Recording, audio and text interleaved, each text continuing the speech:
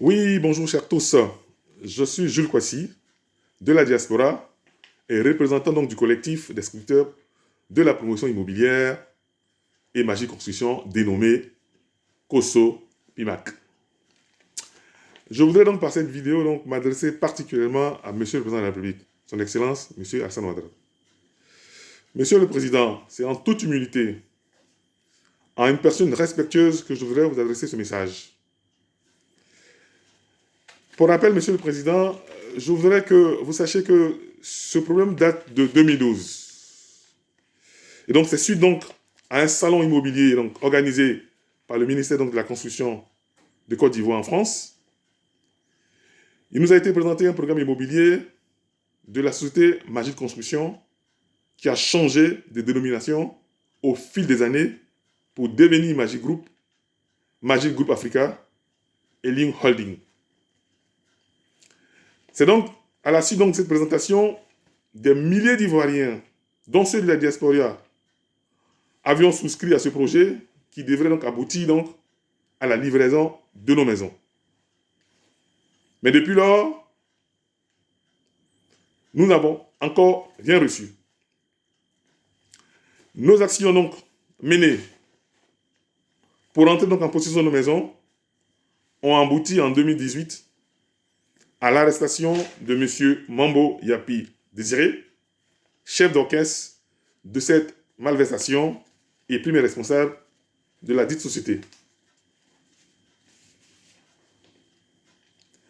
Et donc, suite à notre demande d'audience en date du 20 mai 2019 à votre cabinet, Monsieur le Président,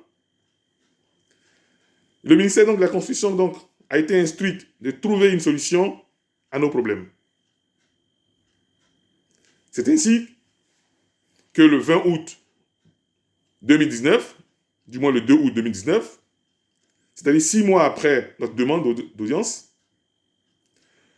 le ministre de la Constitution, M. Koné Nabagné, donc, a désigné M. Kuala Célestin, directeur de logement à l'époque et actuel directeur général de logement, pour discuter avec nous des dispositions pour la viabilité de la poursuite du programme immobilier devant nous permettre d'obtenir nos maisons.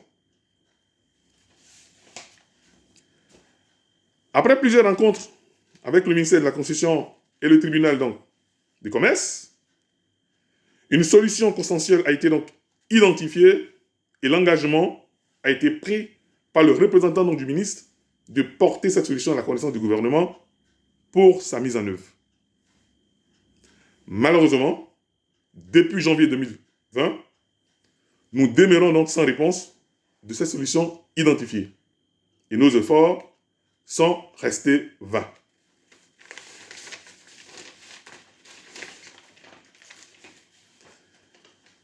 Donc, c'est dans cette attente de cette décision du gouvernement que nous apprenons donc la libération du sieur Mambo, qui vient de sortir de prison sans être jugé.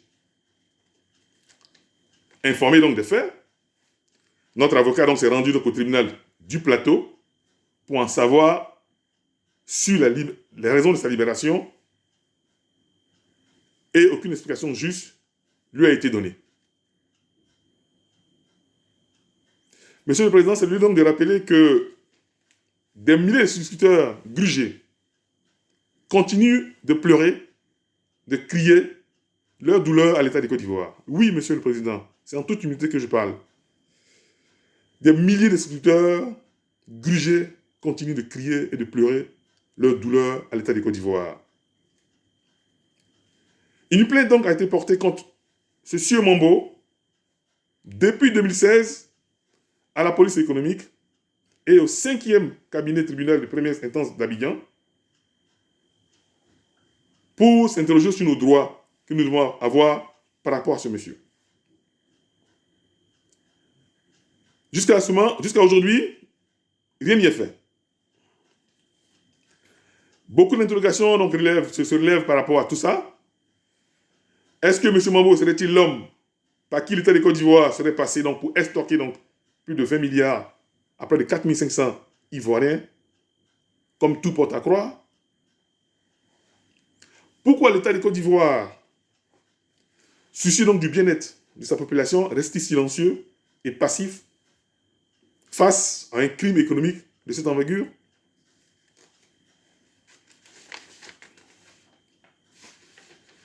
Oui, Monsieur le Président, qu'est-ce qui a empêché un criminel qui a été arrêté en 2018 et qui n'a pas été jugé jusqu'en 2020 et finalement est libéré sans procès? Est-ce que l'État de Côte d'Ivoire donc voudrait dire se rendre complice d'un tel crime? Nous, collectifs, espérons que non. Car, Monsieur le Président, comprenez que de nombreux souscripteurs ont perdu la vie depuis cette tragédie. Certains ont perdu le boulot. Certains ont perdu leur foyer. Des retraités donc ont investi toute leur pension, leur économie, sont aujourd'hui livrés à eux-mêmes. Tandis que d'autres populations sont malades. Oui, monsieur, d'autres personnes sont malades et même d'autres sont morts à ce jour. Aussi, avec l'avènement donc du Covid-19, tandis que plusieurs autres, la misère encore va s'accentuer et faire en sorte que plein de problèmes encore vont suivre. Monsieur, c'est en toute humilité que je voudrais aussi encore m'adresser à vous. Nous voudrions, Monsieur le Président, que vous ayez encore un regard particulier sur ce dossier brûlant. Oui, Monsieur le Président. Afin que l'état des droits que vous avez toujours prôné, oui, se fasse valoir. Et qu'aucune personne, quelle qu'il en soit, puisse bénéficier même d'un centime d'autrui. C'est l'ensemble, j'ai parlé au nom de l'ensemble des collectifs, afin que la Côte d'Ivoire retrouve ce chemin tant souhaité. Que Dieu bénisse la Côte d'Ivoire, que Dieu vous garde. Au nom de l'ensemble des collectifs, j'ai parlé. Je suis Jules Kouassi. Merci à vous. Amen.